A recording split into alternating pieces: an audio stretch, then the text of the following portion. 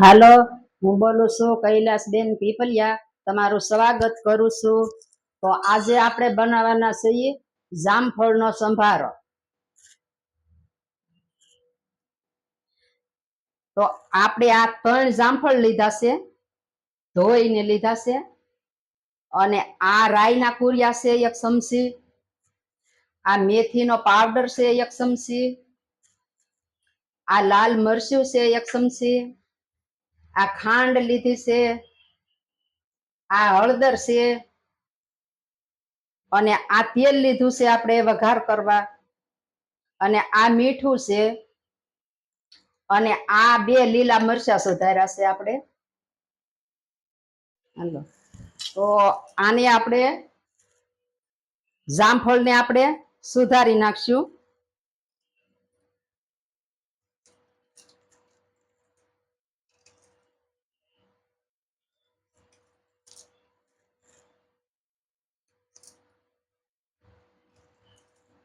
આ રીતે આપણે આને સુધારી નાખશું.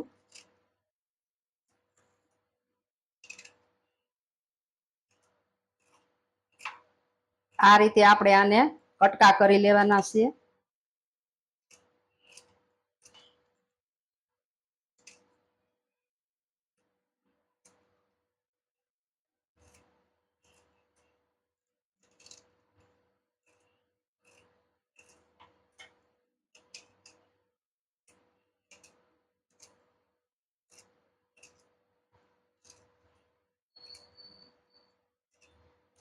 આ જામફળ પણ થોડાક કાસા છે, આ પાકેલા હોય તોય પણ ચાલે.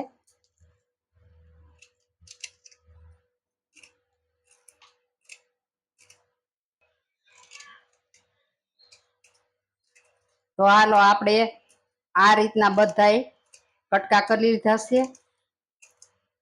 તો આપણે આ જામફળ સુધારાઈ ગયા છે. તો હવે આપણે આ ગેસ ચાલુ કરશું. આ પેન મૂકશું. તો હવે આપણે એમાં તેલ નાખશું. 3 ચમચી તેલ નાખશું.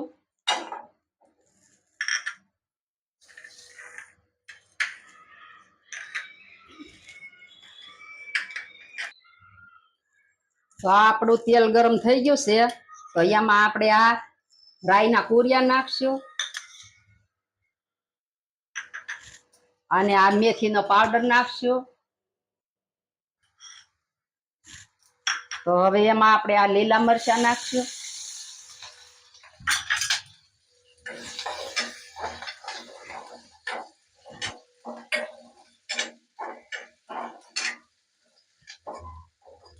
તો એમાં હવે આપણે આ સુધારેલા જામફળ નાખી દઈશું.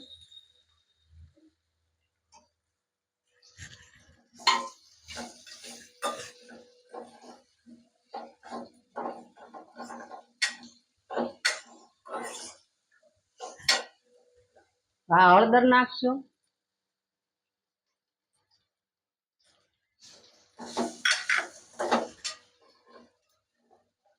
તો એમાં આપણે આ મીઠું નાખશું.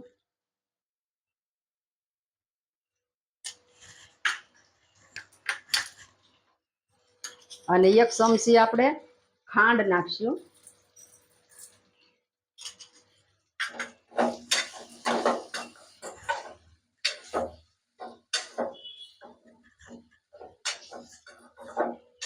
તો આપણે આને ધીમા ધીમા ગેસે સડવા દેવાનું છે.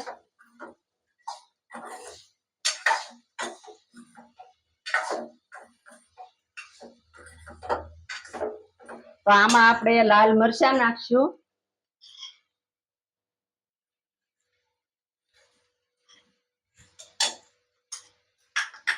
તો હવે આપણે આને મિક્સ કરી દેશું.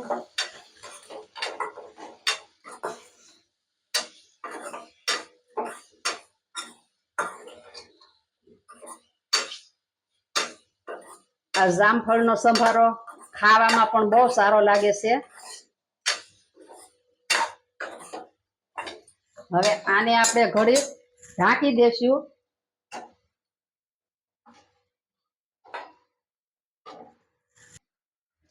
તો હાલો હવે આપણે આ જોઈ લેશું.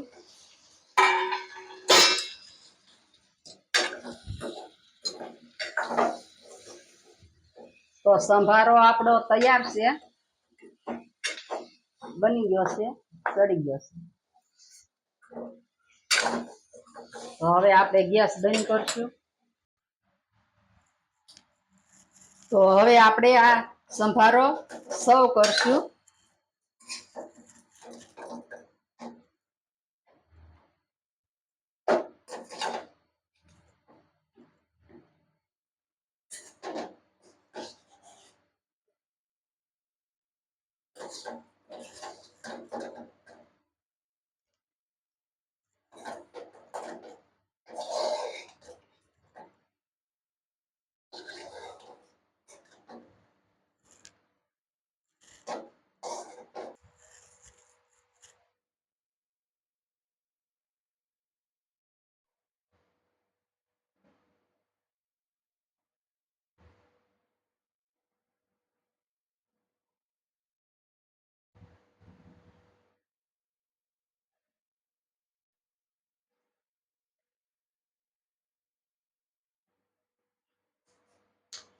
હાલો તો તૈયાર છે આપણો જામફળનો સંભારો.